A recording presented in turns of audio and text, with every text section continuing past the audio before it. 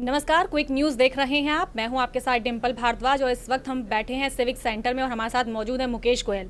मुद्दा बता देते हैं कि तीनों ही निगमों के जो महापौर हैं उन्होंने सार्वजनिक एक पीसी की और उसके जरिए जो 4.5 साल में निगम ने काम किया है उसका बखान किया और अपने आप को क्लीन चिट देते हुए पास बताया और कहा है कि निगम ने बहुत अच्छा और बेहतर काम किया है। इस मुद्दे पर मुकेश जी से जानते हैं कि आखिर उनका इस पे क्या कहना है, क्या राय है। मुकेश जी, कल तीनों निगम के मेयर बैठे, तीनों ने 4.5 साल के अंदर क्या काम किया है उसका बखान किया है और खुद को बताया है कि जो निगम है उसने बेहतरीन काम किया अब तक का। तो इसको आप किस तरह से देखते हैं? जो कल तीनों महापौर प्रेस वार्ता के अंदर बैठे और उन्होंने अपनी उपलब्धियों का बखान किया और कहा हमने नगर निगम में बहुत अच्छा काम किया।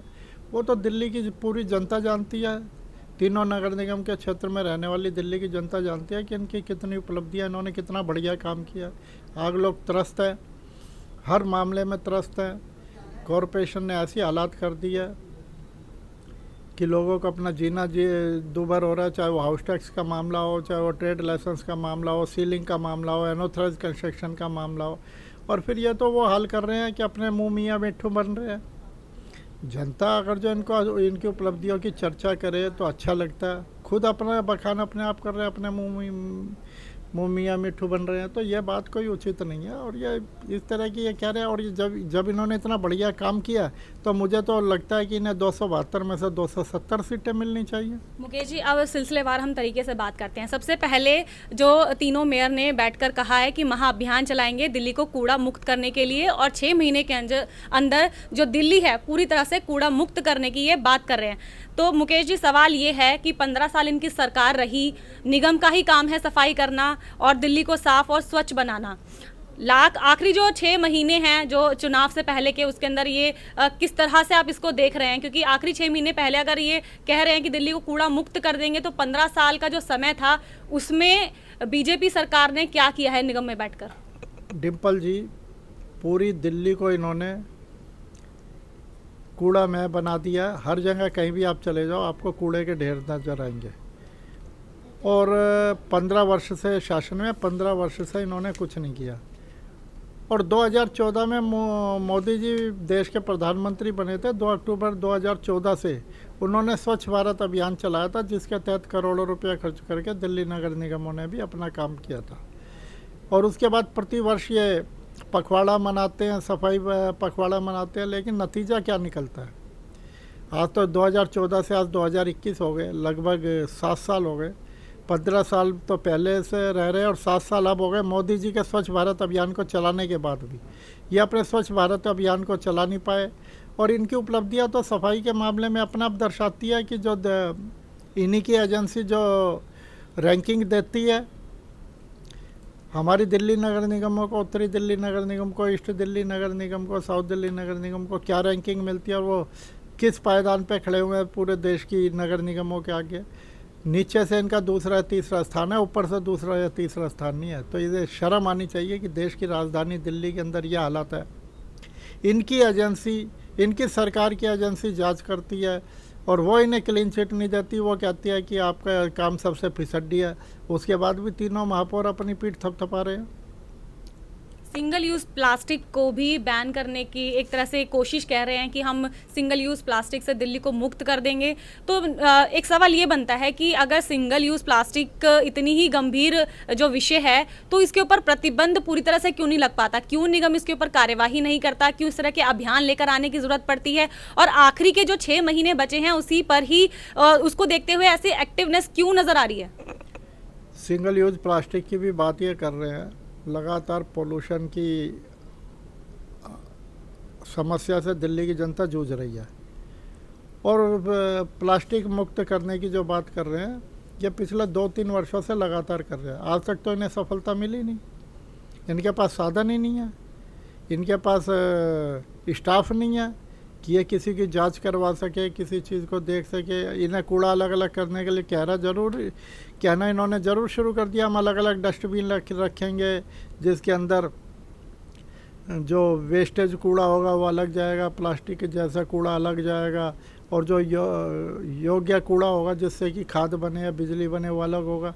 लेकिन ये सिर्फ कागजों के अंदर कार्रवाई है, प्रैक्टिकली ज़मीनी स्तर पर इनका कुछ नहीं। मुकेश जी, ढलान मुक्त करने की बात भी करी है और कहा है कि कॉम्पैक्टर मशीन लगभग 6 महीने के अंदर, जो आखिरी 6 महीने हैं उसके अंदर लगभग सभी वार्ड के अंदर लग जाएगी। क्या आप मानते हैं कि इस तरह से काम हो पाएगा और सभी जो वार्ड है उसके अंदर कॉम्पैक्टर मशीन लग पाएगी? क्योंकि निगम लगातार यही बोलता रहा है कि पैसे की कमी है, तंगी है, ऐसे में कॉम्पैक्टर मशीन सभी वार्ड के अंदर लगना, क्या आप इसे धरातल पे मान रहे हैं कि हो पाएगा? पिछले 2.5-3 वर्षों से इनका कम्पैक्टर लगाने का काम चल रहा है, अभी तक आधे भी क्षेत्र के अंदर कम्पैक्टर नहीं लगे हैं। और एक कम्पैक्टर लगाने के लिए इन्होंने एक साइज़ ले रखा है, उस साइज़ के अनुसार ही कम्पैक्टर लगेगा, उसके अलावा कम्पैक्टर नहीं लगेगा। मैं पूछना चाहता हूँ इनसे, नगर निगम के नेताओं से, कि जो छोटे छोटे क्षेत्र हैं, जो छोटी छोटी गलियाँ हैं और वहाँ ढलाव बने हुए हैं और वहाँ पे गाड़ी जाने का साधन नहीं है, वहाँ पे और तरह की दिक्कतें हैं, तो वहाँ ये कम्पैक्टर किस प्रकार से लगाएंगे? अच्छा, ये रही कम्पैक्टर मशीन की बात, लेकिन हम आपको बता दें कि जो टैबलेट है वो भी बांटने की बात कर रही है नगर निगम की। निगम के बच्चों को स्कूल में पढ़ने के लिए जो टैबलेट हैं वो बांटे जाएंगे। मुकेश जी, क्या हालात, वही सवाल है, हालात इस तरह के हैं निगम के कि वो टैबलेट बांट सकती है बच्चों को इस वक्त? क्योंकि सैलरी तो समय से नहीं दे पाते हैं। अभी हाल फिलहाल में जाकर जो सभी की जो सैलरी है लगभग कंप्लीट हो पाई है, जबकि वो पिछले 1 साल से इसका विरोध कर रहे थे, इसके लिए प्रदर्शन कर रहे थे कि उनकी सैलरी समय से आए। डिम्पल जी, ये सिर्फ बयानबाजी करते हैं या घोषणाएं करते हैं, ये घोषणाओं पे अमल नहीं करते।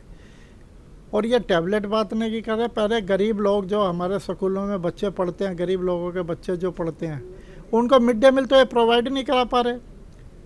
न्यायालय ने पिछले वर्ष आदेश दिए थे कोरोना को देखते हुए कि बच्चों के घरों के पर आप सूखा राशन वितरित कराएंगे, वो तो नगर निगम आज तक हमारा वितरित करवा नहीं पाई।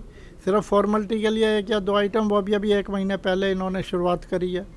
तो 1.25 साल से 1.5 साल के से हमारे बच्चे बिना मिड डे मील के रह रहे हैं।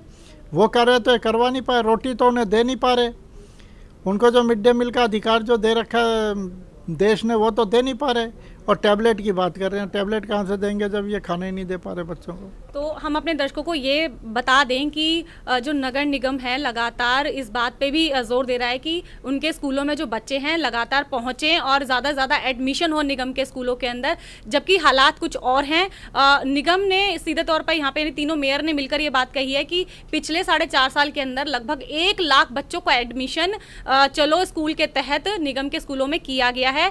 तो मुकेश गोयल जी से हम जानते हैं कि इस पर वो क्या कहेंगे। मुकेश जी, 1 लाख एडमिशन क्या आप मान रहे हैं कि हुए होंगे निगम के स्कूलों में? क्योंकि हालात तो इस तरह के हैं नहीं कि बच्चे को जो पेरेंट्स है वो निगम के स्कूलों में भेजने को तैयार हों।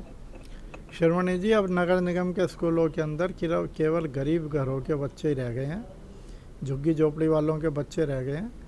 जो मध्यम वर्ग के लोग हैं वो जो पहले अपने प्राथमिक विद्यालयों में दाखिला दिलाते थे, उन्होंने भी अब वहाँ से मुँह मोड़ लिया, वो भी अब पब्लिक स्कूलों की तरफ चले गए।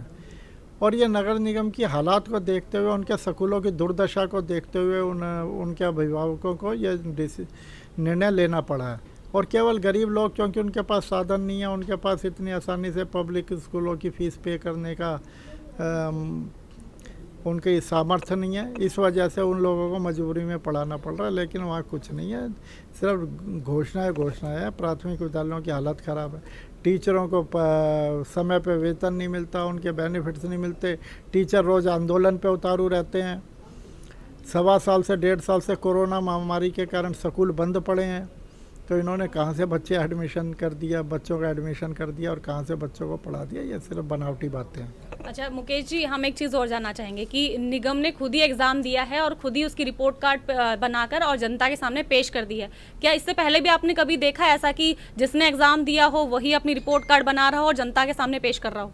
ये पहली बार है ना, जनता के सामने जो अपनी रिपोर्ट कार्ड या कुछ भी पेश करते हैं। अब आगे आने वाला 6 महीने बाद आने वाले चुनाव है, उसके अंदर इनका रिपोर्ट कार्ड दिल्ली की जनता दे देगी। इन्हें कितने नंबर देती है, इनके अपने नंबर में से तो ये 100 में से 100 दे दें।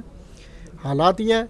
और जो इनकी एजेंसियां सफाई के मामले में जो सर्वे कराती है, वो दिल्ली के अंदर सबसे, देश की नगर निगमों के अंदर सबसे निचले पायदान के ऊपर दिल्ली की नगर निगम खड़ी होती है। तो क्या ये इनके लिए सर्टिफिकेट नहीं है? उसमें इनको कितने मार्क्स दिए जाए? इन्हीं की संस्थाएं जांच करती है। तो ये थे मुकेश गोयल, जिन्होंने जो सामूहिक पीसी हुई है नॉर्थ और ईस्ट और साउथ एमसीडी की, मेयर बैठे थे साथ में तीनों एमसीडी के, उन्होंने साझा तौर पे जो अपनी पीसी की थी, अपने जो मुद्दे रखे थे, अपना जो कार्यकाल है उस दौरान जो काम किए थे उसका बखान किस तरह से किया था, उसका जवाब यहाँ मुकेश गोयल जी ने दिया है। ऐसे तमाम अपडेट के लिए बने रहिए हमारे साथ। नमस्कार।